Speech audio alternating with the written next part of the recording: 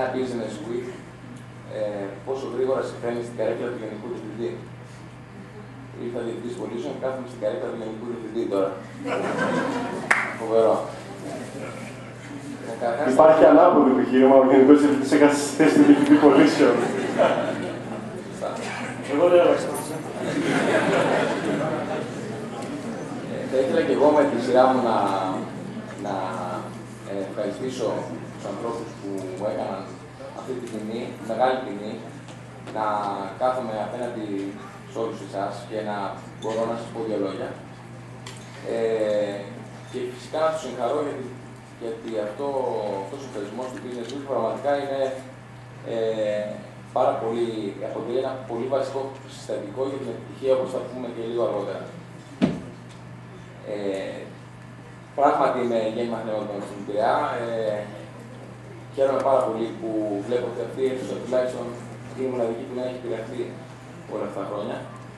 Η μόνη που είναι η ίδια. Αν εξαιρέσουμε τις αφήσεις και όλα αυτά που γράφουν οι τύχοι, η αίθουσα αυτή παραμένει δυνατή.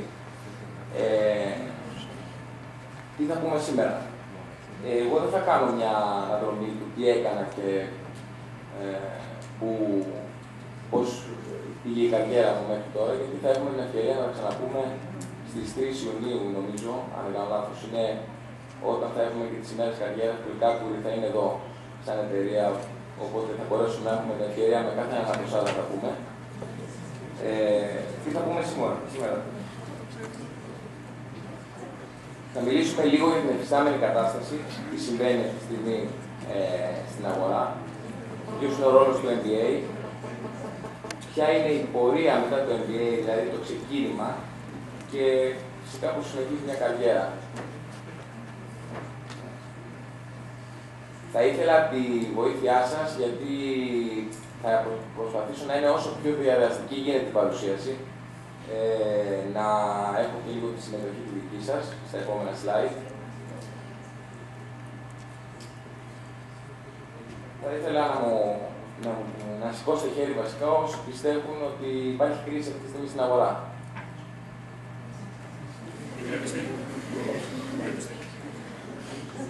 Δεν έχω παρακολουθήσει το Business Week.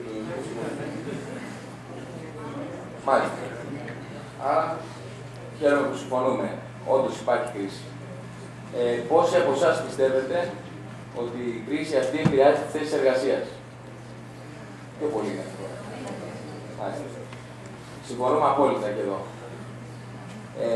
Φαντάζομαι επηρεάζει τις θέσεις εργασίας αρνητικά, δηλαδή τις μειώνει. Πράγματι, τις μειώνει τις θέσεις εργασίας για 3 λόγους. Καταρχάς, οι εταιρείες σίγουρα μειώνουν το κύκλο εργασιών των εταιρεών και η κερδοφορία τους, με εύλογα τα αποτελέσματα, να προσπαθούν όσο δυνατόν λιγότερο να μαζευτούν, ας πούμε. Εστιάζονται στο κόστος, υπάρχουν πιο λιτοί οργανισμοί, υπάρχει μια κεντρικοποίηση των εργασιών, με αποτέλεσμα να χάνουν τις θέσεις τους άνθρωποι σε περιφερειακές χώρες, με τα συστήματα ERP, όπως είναι το SAP κτλ., όσοι τα γνωρίζουν. Και τρίτον, οι συγχωνεύσεις και οι εξαγορές γίνονται όλο και πιο έντονες, οπότε είναι λογικό να μιλάμε για μείωση θέσεων εργασίας. Θέλω να μου απαντήσετε τώρα την πιο κρίσιμη ερώτηση, δηλαδή προσοχή εδώ, να σκεφτείτε πολύ καλά και να απαντήσετε στην εξής ερώτηση. Η κρίση θα μας αφήσει άνεργους? Σηκώστε χέρι όσοι πιστεύουν ότι θα μας αφήσει άνεργους η κρίση.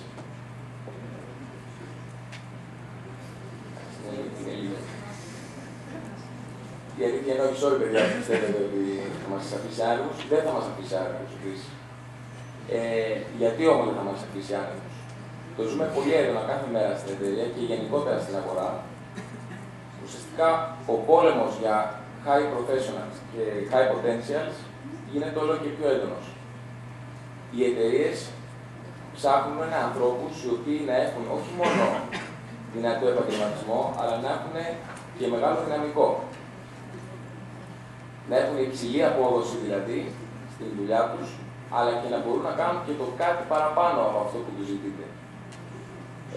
Άρα θεωρώ ότι όλοι που είμαστε εδώ αυτή τη στιγμή στον χώρο, γιατί το έχουμε επιλέξει να είμαστε και γιατί κάποιοι άνθρωποι έχουν βρει τον χρόνο και έχουν οργανώσει αυτό, πιστεύω ότι δεν θα έχουμε ανεργία.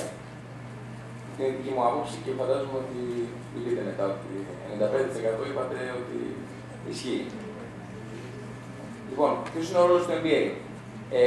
Σίγουρα το MBA δίνει εφαρμοσμένη γνώση, δηλαδή δίνει κάποιες γνώσεις οι οποίες έχουν πετύχει στην αγορά, πράγματα τα οποία έχουν πετύχει.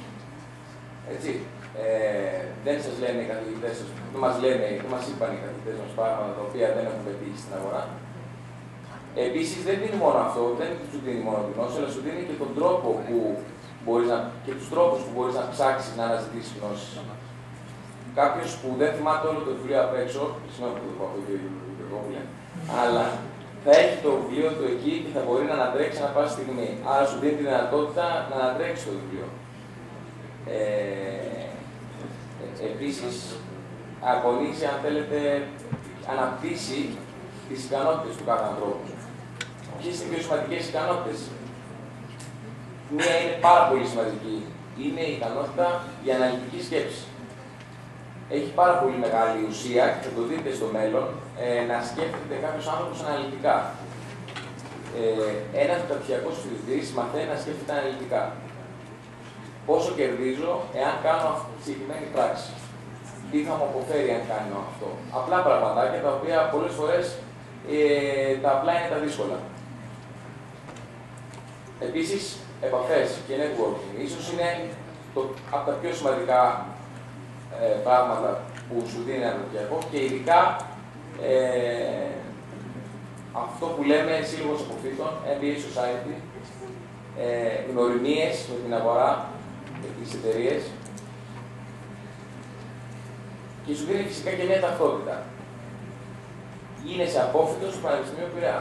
Έχεις μια ταυτότητα. Στην εταιρεία τώρα πια όταν έρχονται άνθρωποι και δίνουν το βιογραφικό τους, ο Γρηγορακάκης Παναγιώτης λέει αυτός είναι απόφυτος του Πανεπιστημίου Πειραιά. Έχει μια ταυτότητα ο άνθρωπος αυτός που φεύγει από αυτό το πανεπιστήμιο. Τώρα, υπάρχουν κάποιες προϋποθέσεις φυσικά για να γίνονται όλα αυτά. Δεν γίνονται όλα αυτά έτσι, δεν είναι το κάθε MBA το ίδιο. Σίγουρα παίζει μεγάλο ρόλο παίζουν οι καθηγητές. Παίζουν ρόλο τα συγγράμματα των καθηγητών μας. Παίζει ρόλο το πρόγραμμα, πώς είναι δομημένο, οι εκπαιδευτικές μέθοδοι. Όλα αυτά που λέμε εδώ απαντάνε στα πάνω. Έτσι, δηλαδή, κατά πόσο μπορεί να πάρω εγώ την εφαρμοσμένη γνώση. Εξαρτάται από τους καθηγητές, το πρόγραμμα, κατά πόσο μπορώ να αναπτύξω τις ικανότητές μου. Είναι από τις εκπαιδευτικές μεθόδους. Η σχέση με τις εταιρείες πρέπει να υπάρχει πάρα πολύ καλή σχέση με τις εταιρείες και έντονη.